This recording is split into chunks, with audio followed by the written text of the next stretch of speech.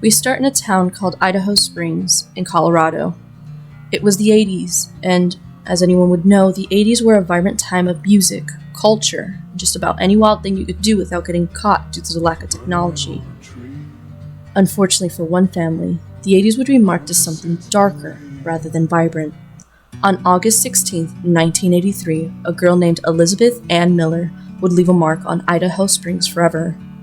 August 16th was the day that Elizabeth turned 14. She went for a morning jog at a park in Idaho Springs that morning. She usually went with her sister, but that day her sister slept in, so she went alone. That day, she wore white jogging shorts, a blue t-shirt, and white running shoes. Elizabeth often went on jogs as she was a basketball player at her school, and did so to keep in shape. Her parents claimed that whenever Elizabeth planned to be out for an extended period of time, she would always leave a note before leaving home. This day, however, there was no note written. A key detail revealed by the parents was that she didn't bring any money from her babysitting jobs or even identification, which is out of the blue for the young girl who, again, knew that if she would be long, she would have all those items with her and, of course, would have left a note. Since both parents work, it wouldn't be until evening time that they discovered that she was still nowhere to be seen. At that moment, they called the authorities and a massive search ensued. The search started the day after Elizabeth's disappearance. Volunteers who joined the search knocked on every home in town. During this time, the town's population was of 2,800 people. Men in hiking gear were calling, "Beth! Beth!" as they combed nearby stream beds, mountainsides, trails, lovers' lanes, while 2 helicopters hovered overhead. Store owners put up missing persons poster in their windows. Many stores closed as the owners joined the frantic search. Beth wasn't the type of girl who would run away from home. Could you imagine how a small-knit community banded together and closed their shops in the sake for searching and looking and hopefully returning a girl to her family? The search team consisted of over 200 people and included the Alpine's rescue team. People continued to search and even went into dangerous abandoned mines in the hopes that Elizabeth had fallen and was just simply injured. No doubt the person who possibly had the most hope in finding their lost daughter was her father, Michael Miller. He was a retired police officer from South Dakota that spent 13 years on the force before he moved to Idaho Springs, Colorado. Once they moved, he was an electrician for the Henderson Mines and one of the city's councilmen. Due to his prior experience in law enforcement, I have no doubts that he used all of his prior knowledge and experience in hopes that it would get him one step closer to finding his daughter. Her mother at the time worked for Colorado State Patrol, so no doubt, whenever there was any news, evidence, anything, they were the first ones to know. One thing that did surface from Elizabeth's disappearance was that many eyewitnesses and even her own sister said that there was a man in a red pickup truck with a white camper and an out-of-state license plate that pulled over to talk to her. According to her older sister, though, he had tried to flirt with Elizabeth, that he reportedly got angry when Elizabeth did not want to continue the conversation with him. That man was described as fair-skinned, about 175 pounds, with a light brown collar-length hair parted on the side. He wore prescription eyeglasses with blue-tinted photograde lenses and had a generally neat appearance. He claimed his name was Claude. Due to this, any red pickup trucks that were seen were stopped and brought in for questioning. Unfortunately, none of them proved to have any connections with the case. It was not until 1995 when a serial killer from Mississippi claimed that he killed Elizabeth. This man was already on the watch list for years for his possible connection to Elizabeth's disappearance, but unfortunately, police did not find any of his statements to be credible, and he was not charged. There is, however, another suspect identified and possibly connected to her disappearance. That man's name is Edward Apodaca.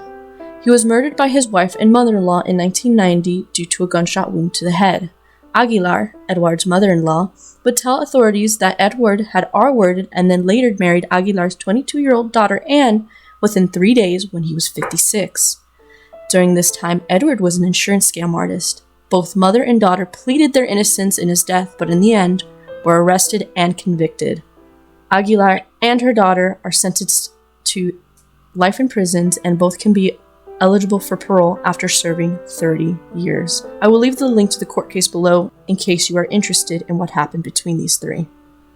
The reason why Edward is tied to this case was because an independent eyewitness had reported that they had seen Apodaca talking to Beth while they were both sitting in a red or rust-colored pickup truck with a camper shell and a New Mexico plate on August 13th, 3 days before she vanished. A license plate with some matching numbers was later found on Edward's property. Edward's girlfriend at the time, Viola Moya, had told several people she was with him when he disposed of Beth's body. When the woman was brought into the sheriff's office for questioning, she failed a lie detector test when she denied being with him.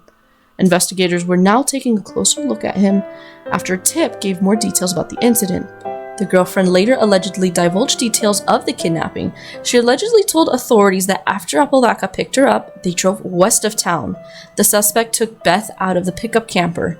He got a shovel out from the back of the pickup and disappeared for about 30 minutes while the girlfriend waited in the truck. The girlfriend, who allegedly helped dispose of the blood-soaked mattress that had been in the back of the pickup, led authorities to the dumping area.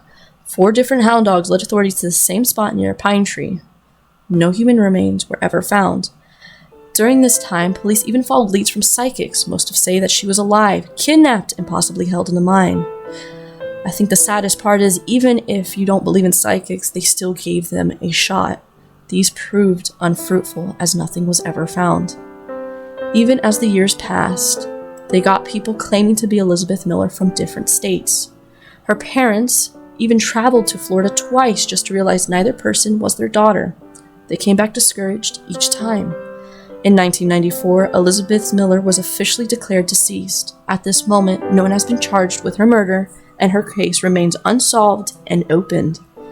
There's even an age progression photo that guessed what Elizabeth might have looked like as a 41-year-old woman. An interesting fact that I found was that Edward Apodaca allegedly confessed to former Denver police officer Rafael Benfante about his crimes 5 or 6 years before he was murdered. Benfante reportedly passed the information to several local investigators, including Chris Willis, who was then an Idaho Springs police officer. Benfante, thought to be living in Florida, could not be reached for comment. Neither officer was able to be questioned. For those of you wondering, Elizabeth was the 9th member of her family, and now it's been reduced to 8. Miller's family members say they believe the theory that Edward Apodaca murdered Beth with the help of his girlfriend, Viola Moya. But there is no corroborating evidence besides the statement of Edward's girlfriend. The Millers divorced in 1987. The breakup was partly related to Beth's disappearance. The girl's disappearance had a profound impact on her siblings. Her sister, Liz Miller, who was 2 years younger than Beth, got a job as an intern in Jefferson County's Victim Witness Unit in 1988 when she was still a teenager. She and Beth had shared a bedroom and did a lot of things together. The 2 girls were often confused as twins. When Lynn Miller Granger was 26 in 1990, she joined the Idaho Springs police force, saying that her decision to become an officer was spurred by her sister's disappearance. This case is indeed one of the saddest disappearance cases known. I think what nails it in for me was the fact that the whole town was desperate to find her. I wonder how well the people knew the Millers, and that, even to this day, there are still many other cases that remain open and unsolved.